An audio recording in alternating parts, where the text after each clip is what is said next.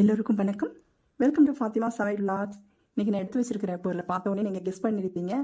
ஆமாங்க, சூப்பராக ஒரு முருங்கைக்காய், கத்திரிக்காய், உருளைக்கிழங்கு போட்டு ஒரு சாம்பார் தாங்க வைக்க போகிறோம். வாங்க எப்படி வைக்கிறதுன்னு பார்க்கலாம்.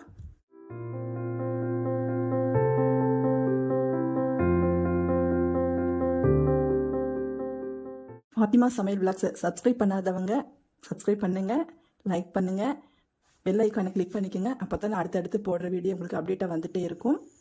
இப்போ சாம்பார் செய்யறதுக்கு ஆரம்பிக்கலாம். வாங்க வீடியோக்குள்ளே போகலாம். இது வந்து நான் சும்மா எடுத்து வச்சுருக்கேங்க. நான் போடும்போது உங்களுக்கு அளவுகள் சொல்கிறேன். இது வந்து 1 கப்பு துவரம்பருப்பு 100 கிராம் இருக்கும். இதை வந்து நம்ம கழுவி வாஷ் பண்ணி வேக போட்டுக்கலாம். ஆன் பண்ணி தேவையான அளவு தண்ணி ஊற்றியாச்சுங்க. பருப்பை போட்டுக்குவோம்.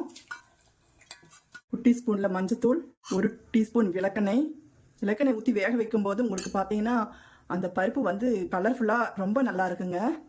விளக்கெண்ணெய் சப்போஸ் உங்களுக்கு வேண்டாம் அப்படின்னு நினைத்தீங்கன்னாக்கா நீங்கள் சமையல் எண்ணெய் எது வேணாலும் ஊற்றிக்கலாம். இது வந்து சின்ன குட்டி ஸ்பூனில் கொஞ்சம் சீரகம் இதை போட்டுட்டு ஒரு 2 விசில் எடுத்து வச்சுருவோம். வெந்த பின்னாடி நம்ம குழம்பு செய்ய ஆரம்பிக்கலாம். அதெல்லாம் வேகட்டுங்க, பருப்பு வேகட்டும். நம்ம அதுக்குள்ளே வந்து இந்த காய்கறிலாம் கட் பண்ணிட்டு வந்துடலாம். இது வந்து ஆல்ரெடி கட் பண்ணி வச்சுட்டேன். ஏன் இதெல்லாம் கட் பண்ணிவிட்டு கத்திரிக்காய் கட் பண்ணல அப்படின்னா, கத்திரிக்காய் வந்து நம்ம வந்து குழம்பு செய்யும் போது தாங்க கட் பண்ணணும், அப்படி கருத்து போயிடும். அதுக்கு ஒரு டிப்ஸும் கொடுத்துருக்கேன் நான். அதுக்கு முதல்ல நீங்கள் கட் பண்ணுறதா இருந்துச்சுன்னா உப்பு தண்ணியில் போட்டு வச்சுக்கலாம். ஓகேங்களா. அப்புறம் வந்து பார்த்தீங்கன்னா ஒரு உருளைக்கிழங்கு இதை தோல்சி எடுத்துக்கலாம். இது கட் பண்ணிடுறேன். முருங்கைக்காய் பார்த்தீங்கன்னா ஆல்ரெடி எனக்கு ஒரு 4-5 நாள் ஆயிடுச்சு. அதனால தான் நான் வந்து கட் பண்ணியே பீஸ் போட்டு நான் உள்ளே வச்சிருந்தேன், ஃப்ரிட்ஜில் ஸ்டோர் பண்ணி வச்சிருந்தேன். அதனால தான் இன்றைக்கி முருங்கைக்காய் சாம்பார் செய்ய போகிறேன். இதெல்லாம் கட் பண்ணி வச்சுட்டு பருப்பு வேகட்டும், சாம்பார் செய்ய ஆரம்பிக்கலாம். பாருங்க, பருப்பு வெந்துருச்சுங்க. பருப்பு நம்ம வந்து விளக்கெண்ணெய் ஊற்றி நம்ம வந்து வேக வைக்கும்போது எந்த அளவுக்கு இருக்குது பாருங்க. அப்படியே குழன்னு சூப்பராக இருக்குது பார்க்குறதுக்கு. இதை எடுத்து வச்சுருவோம். நம்ம அந்த பருப்பு தண்ணி தான் ஊற்றி குழம்புக்கு செய்ய போகிறோம். இப்போ சாம்பார் பருப்பு வந்து கடைசியில் ஊற்றிக்கலாம். நான் இன்னைக்கு வந்து மண் சட்டியில் தாங்க சாம்பார் செய்ய போகிறேன். கொஞ்சம் எண்ணெய் ஊற்றிக்கலாம். எண்ணெய் காந்துருச்சுங்க. ஒரு பெரிய வெங்காயம் கட் பண்ணியது பாருங்க. 4 சின்ன வெங்காயம், 4 பல்லு பூண்டு. இதை வந்து பார்த்தீங்கன்னா இடித்து வச்சுருக்கேங்க. இதையும் அது கூட போட்டு வதக்கிக்கலாம். 4 தக்காளி கட் பண்ணது.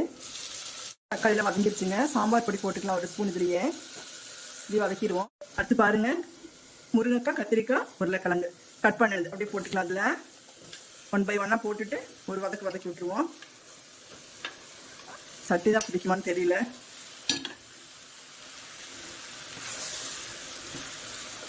இனிமேல் திடீர்னு மண் சட்டியில் இன்னைக்கு செய்யணும் போல தோணுச்சுன்ட்டு இன்னைக்கு மண் சட்டி வச்சாச்சு. இன்னும் பருப்பெல்லாம் மண் சட்டியில் வேக வச்சா இன்னும் சூப்பராக இருக்குங்க. ஆனால் இப்போல்லாம் யாருக்கு நமக்கெல்லாம் பொறுமை இல்லையில்ல. அதனால ஏன்னா காயெல்லாம் போட்டு நீங்கள் குக்கரில் வைக்கும்போது ரொம்ப வெந்துருங்க. ரொம்ப வெந்தால் நல்லா இருக்காது. இந்த ஸ்டேஜில் உப்பு போட்டுக்கலாம் அளவா. காயெல்லாம் வதங்கிருச்சுங்க. நம்ம பருப்பு வேக வச்சோம் இல்லைங்களா, அந்த தண்ணி மட்டும் இதில் ஊற்றிக்கலாம். பருப்பு பாருங்கள், பருப்பு நல்லா குழைவாக வெந்துடுச்சு, உங்களுக்கு தெரியும். இது வந்து கடைசியில் ஊற்றிக்கலாம்.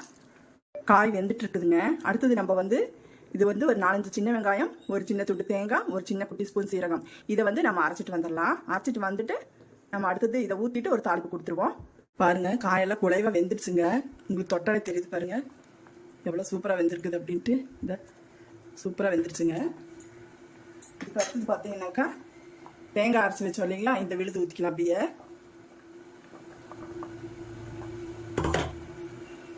அடுத்தது பருப்பு ஊற்றிக்குவோம்.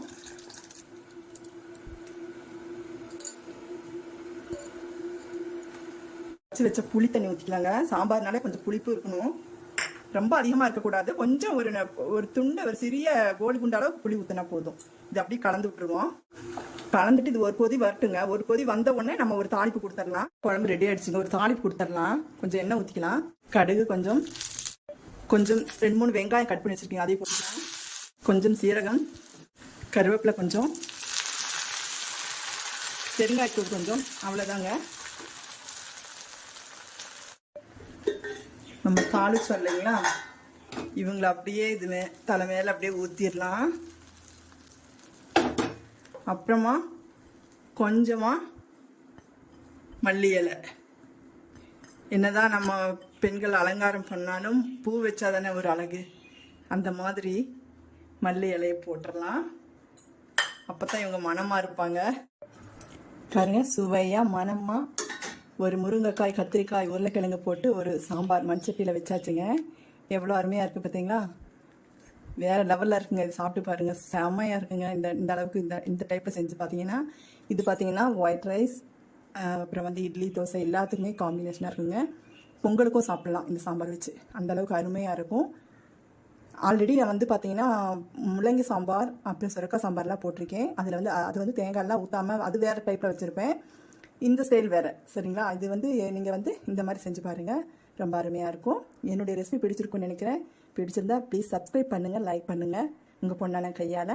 தேங்க்ஸ் ஃபார் வாட்சிங். எல்லோருக்கும் நன்றி, வணக்கம்.